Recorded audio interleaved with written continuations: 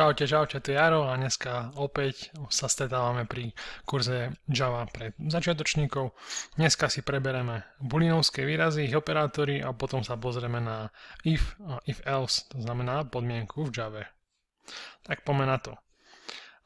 Prečo začínam booleanovským výrazy? Začínam s nimi preto, lebo potrebujeme vedieť, ako sa spracovávajú, aké majú tam tie operátory, lebo často aj v tých podmienkach vo vnútri máme tie booleanovské operátory a vidíme, že tu, ak máme podmienku ak alebo ak inak, to znamená, že mám ak a v zátvorkách máme booleanovský výraz. Tento výraz nám musí dať booleanovský výraz, takže true alebo false. To znamená, ak 2 sa rovná number, to znamená, tu bude nejaká inicializácia toho čísla, napríklad do number dám 4, 2, ak 2 sa rovná 4, vykoná sa toto. Ak nič, to je false, tak sa nevykoná nič v tomto prípade. Dobre, takže máme prvý operátor, máme rovnosť, máme dve rovnáska. Jedno rovná sa používalo pri priradení hodnoty. Hej, a 2 rovná sa je rovnosť, to znamená ľavá strana sa rovná pravej. Máme vykričník rovná sa, ľavá strana sa nerovná pravej. Hej, takže ak 2 sa nerovná number napríklad, tak máme true, a ak tam bude niečo iné, tak to false. Tu máme and, logický súčin, to znamená musí platiť ľavá aj pravá strana, takže obidve strany. Ľavá aj pravá strana musí platiť. Máme or, to je logický súčet, to znamená alebo, kde platí buď ľavá alebo pravá strana. Takže ak platí ľavá strana alebo platí pravá strana, celý výraz sa vyhodnotí ako true. Dobre? Ďalej máme, že ľavá strana je menšia ako pravá, ľavá strana je väčšia ako pravá, ľavá strana je menšia alebo rovná ako pravá a ľavá strana je väčšia alebo rovná ako pravá, ľavá a pravá. Tak. Dobre. Takže tu, ako som už spomínal, máme tú štruktúru if, čo je podmienka ak a potom sú zátvorky a za tým, ak máme iba jeden riadok v danej podmienke, môžeme to napísať takto. Ak tam dále bude viacej riadkov, tak tam musia byť už zložité zátvorky a v nich musí byť ten kód, to znamená, to je blok. Hej, blok kódu sa označuje kučeravými zátvorkami a vnútri je viacero riadkov kódu ukončených bodkočiarkou. Odporúča sa aj tak používať kučeravé zátvorky, aj keď tam máme jeden riadok, je to lepšie viditeľné. Hlavne ak máme potom if else, to si ukážeme ďalej. Takže čo to znamená? Ak 2 sa rovná number, tak k sa bude rovnať 4.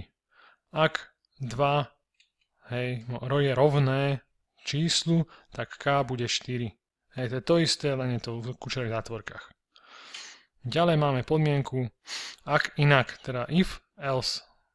Hej, v tento príklade máme, že ak 2 sa rovná number, tak to bude 4. A ak sa 2 nerovná number, tak to bude inak 2. Hej, k bude 2, tu mám napísané 3, ale tu mám chybu. Dobre, takže ak 2 sa rovná number, bude tu k, ak 2 sa nerovná number, inak 4. To znamená, ak je splnená podmienka, vykoná sa toto vo vnútri tohto ifu, inak sa vykoná toto. Hej, tu máme to isté s kučeravými zátvorkami, takže ak je toto true, vykoná sa toto, inak sa vykoná toto. To znamená, inak je iba vtedy, keď tu bude false. Dobre? A tu máme ďalší príklad, tu môžeme vidieť prečo by sa mali dať tie kučeravé zátvorky. To znamená, že ak 2 sa rovná number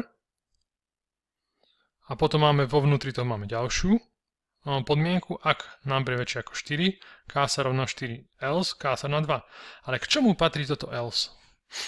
Keď sa pozrieme na odsadenie, tak by sme si mohli povedať, že máme, že ak 2 sa rovná number, tak sa vykoná toto vo vnútri, ak toto nie, tak sa vykoná toto. Hej, mohlo by to takto vyzerať. Ale ak nemáme kučeravé zátvorky, takže takto posledné else sa viaže k predchádzajúcemu ifu najbližšiemu, takže k tomuto. Hej. Takže ono by to sa viazalo k tomuto ifu, hej, ako to máme tu dole. Takže ak 2 sa rovná number, kučeravé zátvorky sú tu a tu. Hej, toto patrí. Nevidno to veľmi. Tak. Takže vidíme, táto kučerová satvorka sa páruje s touto. Takže vo vnútri tohto ifu je toto všetko. Pardon. Takže ak toto bude true, vykoná sa to všetko, a ak to nebude true, tak sa nevykoná nič. Hej, sa to proste preskočí. Potom, ak je to true, tak vojdeme donútra do tohto. A tu máme ďalšiu pomienku. Ak je číslo väčšie ako 4, vykoná sa toto, inak sa vykoná toto. Hej, jednoduché. Ak, inak. Dobre, a to je pre dnešok všetko toto krátke video. Na budúce si povieme niečo o ternárnom operátore.